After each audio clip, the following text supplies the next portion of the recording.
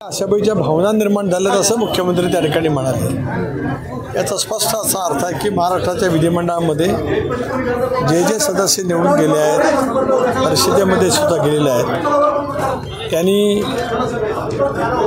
लोकभावनेचा विचार मनामध्ये नेहमी करत असतानाच त्याच पद्धतीने संवाद ठेवला पाहिजे अशी त्यांची अपेक्षा आणि जनतेची सुद्धा अपेक्षा आहे। कालची घटना अत्यंत निंदनीयच अशीच आहे।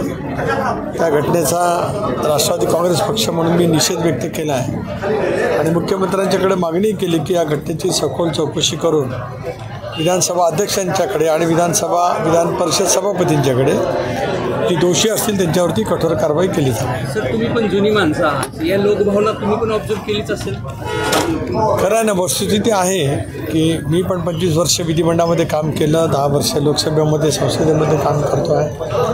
त्याच्यामुळे लोकप्रतिनिधींच्याबद्दलचा एक आदर तो जनतेच्या मनामध्ये होता। अलीकडच्या कालावधीमध्ये ज्या काही घटना विशिष्ट काही ठराविक सर्वच लोकप्रतिनिधींकडून नाही, काही ठराविक लोकप्रतिनिधींच्याकडून ज्या काही घडलेल्या आहेत त्या अत्यंत दुर्दैवी आहेत आणि जनतेच्या मनामध्ये त्या संदर्भातल्या एक संतप्तपणाच्या भावना आहेत। रिस्पेक्ट कमी होते राजकारणी किंवा मंत्र्याबद्दलचा जो आदर होता। खरं ना, ज्या वेळेला राजकीयदृष्ट्या एका विशिष्ट उंचीवरती काही लोकप्रतिनिधी जनतेच्या माध्यमातून जातात त्यावेळेला त्यांचा सुसंस्कृत वागणं, संवाद लोकप्रतिनिधी म्हणून हा आदर्श असला पाहिजे।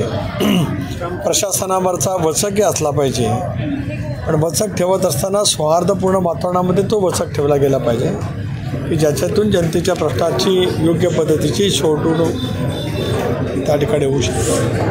त्याच्यामुळे शक्यतो सर्वच लोकप्रतिनिधी, मी मगाच सांगितले की काही ठराविक लोकप्रतिनिधींच्याकडनंही घडलेलं आहे, याचा अर्थ सर्वच लोकप्रतिनिधींना त्या परिमाणामध्ये मोजणं योग्य ठरणार नाही। बरेच लोकप्रतिनिधी आपापल्या पद्धतीने लोकांची सेवा करतात आणि त्यांची जनतेच्या जवळ असलेली सौहार्दाची भूमिका ही निश्चित उल्लेखनीय सुद्धा राहिलेली आहे।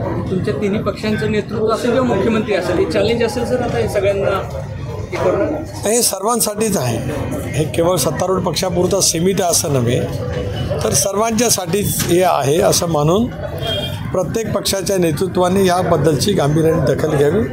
मला असं वाटतं की एकंदरीत लोकभावनेचा विचार करता प्रत्येकजण किंवा ज्यांच्याकडून ज्या काही दुर्दैवी घटना घडलेल्या आहेत ते त्याचा नक्की बोध घेतील। आपलं सुदैव आपल्या पक्षात असं काही नाही आहे। रायगडमध्ये जे शिवसेनेचे